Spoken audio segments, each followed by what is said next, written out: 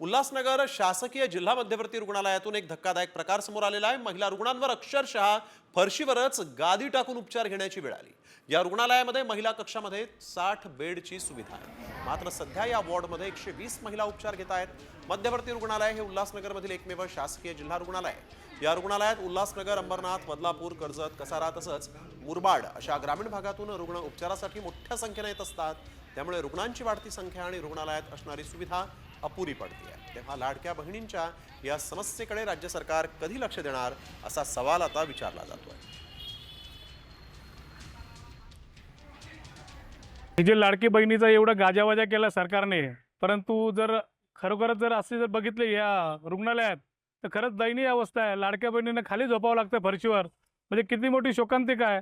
आमदार त्यांचा आहे, खासदार सत्तेधाऱ्यांचा आहे, अशी परिस्थिती असताना सुद्धा जर अशी जर दयनीय अवस्था असेल तर मग इतर लोकांचं काय? हे जे अशा प्रकारे जर लाडक्या बहिणीची दयनीय अवस्था असेल तर आम्ही बनसोड सरांना भेटून जर लवकरात लवकर जर याच्यावर जर काय व्यवस्था केली नाही तर मनसे स्टाईलने आंदोलन करणार।